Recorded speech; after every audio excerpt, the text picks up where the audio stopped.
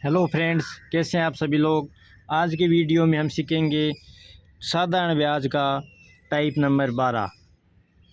हमारा सवाल है, किसी राशि का ब्याज उस राशि का 1/9 है। यदि ब्याज की दर व समय का आंकिक मान समान है तो ब्याज की दर ज्ञात करो। ठीक है, कैसे करेंगे देखो। हमें क्या कह रहा है, किसी राशि का ब्याज मान लिया आर, उस राशि का, राशि मतलब मूलधन, ये मूलधन का 1/9 मतलब 1/9 ये कह रहा है। राशि क्या कह रहा है, सॉरी, ब्याज आर नहीं, ब्याज मतलब SI। ठीक है, किसी ब्याज है वो राशि का 1/9 है। ठीक है, इसको आगे कैसे लिखेंगे, SI, ये P अगर नीचे लाएं तो P 1 और 9 आ गया। इसका मतलब अगर राशि 9 रुपये है तो उसका ब्याज कितना है, 1 रुपये। तो हम मान लेते हैं कि P कितना आया, 9 आ गया, और साधारण ब्याज है वो कितना आ गया, 1 रुपये आ गया। ठीक है, आगे दिया होगा यदि ब्याज की दर व समय का आंकिक मान समान है। इसका मतलब क्या हुआ कि अगर ब्याज की दर 5% है तो समय 5 साल है, अगर ब्याज की दर 10% है तो समय 10 साल है। मतलब सिर्फ जो अंक में लिखा हुआ है, जो 5 है, 7 है, 8 है, वो समान है, बाकी दर तो परसेंट में होती है और समय होता है वो साल में होता है। इसका मतलब आर और टी क्या है, दोनों क्या हैं, बराबर है। तो हमें ब्याज की दर पूछा है। अगर अब कैसे करेंगे देखो, साधारण ब्याज का सूत्र क्या होता है, SI बराबर P into R into T बट्टा 100। SI कितना है, 1, तो ये 1 बराबर P कितना है, 9 गुणा R पूछा है, R गुणा T हमें नहीं पता, मगर हमें पता है कि T और R बराबर है। जो T की जगह R लिख सकते हैं, तो T की जगह ये R लिख दिया, बट्टा 100। आ गया समझ में। अब देखो आगे, ये 100 ऊपर जाएगा, 1 से गुणा होगा तो कितना आ जाएगा, 100 ऊपर गया तो ये 100, ये 9 है, इसको अगर नीचे भेज दें तो ये 9 इधर गुणा में आते ये नीचे आ जाएगा 9, और R का हो जाएगा R स्क्वायर।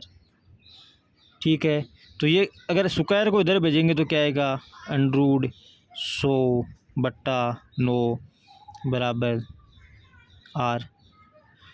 ठीक है, इसको देखो कैसे लिख, तो R बराबर क्या आ गया, R बराबर √, को ये कितना आएगा, 10 बट्टा 9 का आएगा 3। तो दर कितनी आ गई, दर आ गई 10/3 कर दो, या 3 सही 1/3%। तो हमारी दर कितनी आ गई, 3 सही 1/3%। अगर हमें साल पूछे कि साल कितने हैं, तो साल भी कितना आएगा, R और T बराबर हैं, तो 3 सही 1/3 साल समय, और दर कितनी है, 3 सही 1/3% दर। ठीक है, हमारा अगला सवाल है, एक राशि का मूलधन मिश्र धन का 6/13 गुणा है। यदि साधारण ब्याज 49 है, 49 रुपये है, तो राशि क्या होगी।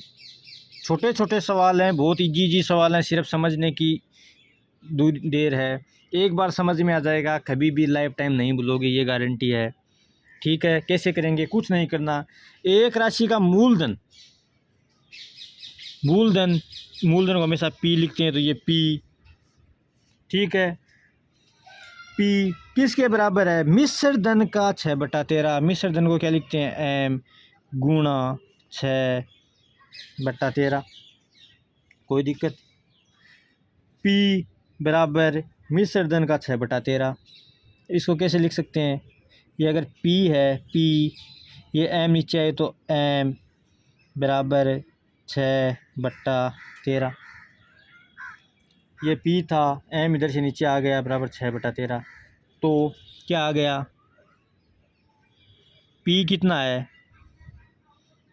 पी से ऊपर का ऊपर है तो 6 है, मिश्र धन कितना है 13 है, तो 6 रुपये था, मिश्र धन हो गया 13 रुपये, तो साधारण ब्याज इसका ब्याज कितना आ गया SI। SI क्या होता है, मिश्र धन माइनस मूलधन बराबर 13 माइनस 6 बराबर 7। सवाल के अकॉर्डिंग हमारा साधारण ब्याज कितना आ गया 7। ठीक है, हमें क्या दिया गया, यदि साधारण ब्याज 49 है, ठीक है 7 था और इसको सवाल बोल रहा है कि 49 है। हमने 7 ज्ञात किया, हम कह रहे हैं 7 है, सवाल कह रहा है नहीं 49 है। हम कह रहे हैं हमने सही आंसर निकाला क्योंकि 7 आएगा, वो कह रहा है क्या गारंटी है 7 आएगा, तो हम कह रहे हैं हमने कंसेप्ट सीखा है साधारण ब्याज का, हमें कंसेप्ट पता है साधारण ब्याज का क्या होता है, तो हम दावे के साथ कह सकते हैं 7 है। तो वह भी अपनी जिद पर अड़ा है कि नहीं 49 है। तो चलो हमने कहा कि हम मान लेते हैं कि हमारा 7 और 13 49 बराबर है। ठीक है, इसका मतलब जो हम बोल रहे हैं वह उससे कितना गुना ज़्यादा बोल रहा है, 7 गुना ज़्यादा बोल रहा है। हमें पूछा क्या है, राशि क्या होगी, तो हमारे अनुसार मूलधन कितना था 6, और हमें पता है कि वो हमसे 7 गुना ज़्यादा बोलता है, तो इसका 7 गुना ज़्यादा हम भी बोल देंगे। ये लो भाई 7, तो कितना आंसर आ जाएगा 42। ठीक है, क्योंकि सवाल का देखो कैसे किया, किसी राशि का मूलधन मिश्र धन का 6/13 है, मिश्र धन गुणा का की जगह हमेशा गुणा लिखते हैं, मिश्र धन का की जगह गुणा 6/13 है, मतलब मूलधन इसके बराबर हो गया। पी था एम है, इधर गुणा में इधर बट्टे में बराबर आ गया, बराबर का चिन्ह 6/13, मूलधन हो गया 6, मिश्र धन हो गया 13, मूलधन 6 है, मिश्र धन अगर 13 है तो ब्याज हमें पता है मिश्र धन माइनस मूलधन, तो 13 माइनस 6 7। हम कह रहे हैं 7 है, सवाल कह रहा है 13 है, तो हम कहते हैं चलो मान लेते हैं। इसका मतलब जितना हम बोल रहे हैं उसका सवाल कह रहा है 7 गुना, तो 7 गुना 7 49। तो हमें पता है कि 7 गुना सवाल ज़्यादा आंसर लेना चाहता है, तो हमें आंसर आया 6, तो हम इसको 7 गुना ज़्यादा बढ़ा कर दे देंगे 42, तो हमारा आंसर आ जाएगा 42। ठीक है,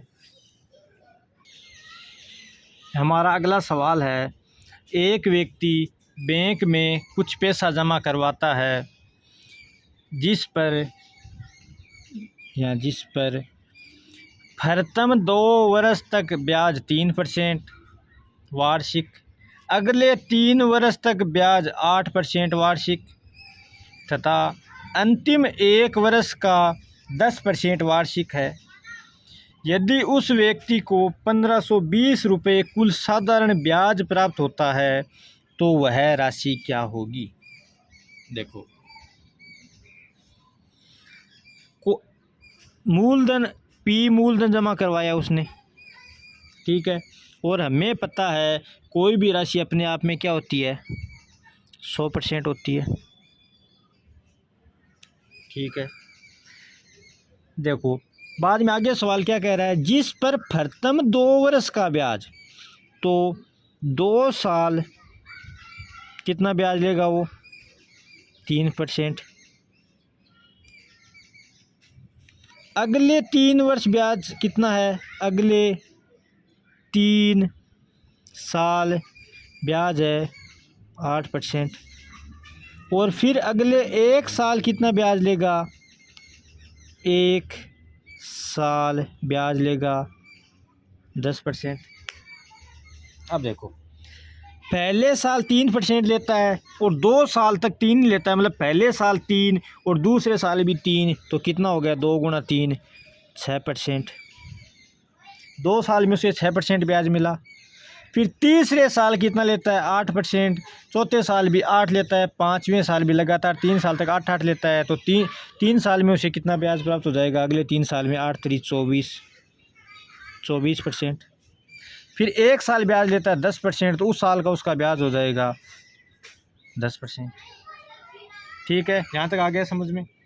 अब देखो सवाल में क्या दिया गया, यदि उस व्यक्ति को 1520 रुपये कुल साधारण ब्याज प्राप्त होता है तो हमारे अकॉर्डिंग उसे कितना प्राप्त हुआ साधारण ब्याज? 6% और 30% और 40%। तो हमारे अकॉर्डिंग उसे साधारण ब्याज कितना प्राप्त हुआ? हमारे अकॉर्डिंग उसे साधारण ब्याज हुआ, तीनों को जोड़ देंगे, तीनों को जोड़ा तो 40%। ठीक है, किसका 40% होता है? हमेशा 40% होता है मूलधन का, मतलब ब्याज हमेशा मूलधन पर आता है। तो 40%, हमारे 40% को सवाल बोल रहा है 1520 रुपये। तो हमारा 1% कितना होगा? हमारा 1% होगा 1520 बट्टा 40। तो कितना जाएगा? ये जीरो से जीरो कट गया, तो भाग देंगे तो कितना आएगा? 48 आएगा। कितना आएगा? 4 3 38 आएगा। आ गया 38। हमारे 1% का मतलब कितना आ गया? 38। हमें क्या पूछा? यदि वह धनराशि, तो वह धनराशि क्या होगी? तो हमें पता है कि धनराशि हमेशा अपने आप में कितना होती है? 100% होती है। तो 1% का मतलब अगर 38 रुपये आ गया, तो 100% का मतलब कितना आएगा? 100% बराबर 100 से गुणा कर देंगे, तो 38 गुणा 100 बराबर 3800 रुपये। ठीक है, कैसे? एक बार दोबारा देख लो। उसने 100% मतलब कोई भी जो राशि अपनी जमा करवाई उसको छोड़ो, 2 साल तक उसने 3% ब्याज दिया, मतलब 2 साल में 6% कमा लिया। अगले 3 सालों में 8% से 24% कमा लिया। 1 साल 10% कमाया, तो टोटल उसने कितना ब्याज दे लिया? 6%, 24% और 10%। तो कितना हो गया? 24 और 30 10 40% ब्याज कमा लिया। और सवाल कह रहा है कि ब्याज कमाए 1520, तो 40% को 1520 के बराबर कर दो, 1% आ जाएगा। 40 का भाग देंगे, 1520 बटा 40 कितना गया? 38 रुपये। 38 रुपये। अब हमें पूछा है कि वह राशि क्या होगी, तो हमें पता है कि राशि क्या होती है। राशि अपने आप में 100% होती है। तो 100% बराबर 1% का मान अगर 38 है, तो 100% 100 से गुणा कर देंगे। 38 गुणा 100 बराबर कितना हो जाएगा? 3800। ठीक है, इस सवाल के साथ ही हमारे साधारण ब्याज के सारे सवाल कंप्लीट हो गए हैं। फिर भी अगर आपको लगता है कि कोई टाइप बच गया है, तो आप हमें बता सकते हैं। उसकी सवाल लिखित में भेज सकते हैं, उसकी फ़ोटो भेज सकते हैं, आपके सवाल का पूरा निदान किया जाएगा। मगर मैं यह मानता हूं कि अगर आपने हमारे वीडियो पार्ट 1 से लेकर सारे टाइप अगर अच्छे से पढ़े हैं और इनके अगर साथ के साथ बराबर नोट्स बनाए हैं, अगर आपने अभी तक नोट्स नहीं बनाए हैं, तो अब इन सवालों को लिखें, फिर वीडियो देखें, फिर दोबारा वीडियो देख के उनके नोट्स बनाएं। अगर आप इतना काम कर लेंगे, तो गारंटी के साथ कह सकता हूं, आपका एक भी सवाल साधारण ब्याज का एग्ज़ाम में गलत नहीं होगा। इसके बाद सिर्फ एक टाइप बचता है किस्त का। साधारण ब्याज की किस्त सवाल में बहुत हाई लेवल के एग्ज़ाम में पूछी जाती है, लो लेवल के एग्ज़ाम में किस्त बहुत कम पूछी जाती है, मगर उसको भी मैं आपको कंप्लीट करवा दूंगा। मगर पहले आप अब तक पढ़ाई हुए का फीडबैक देना कि आपको कैसा लगा, उसी के अकॉर्डिंग आपको किस्त भी बाद में बताई जाएगी, उसकी चिंता करने की ज़रूरत नहीं है। ठीक है, आप इतने दिनों तक हमारे साथ बने रहे, इसके लिए आपका बहुत बहुत शुक्रिया और आपको best of luck. Thank you.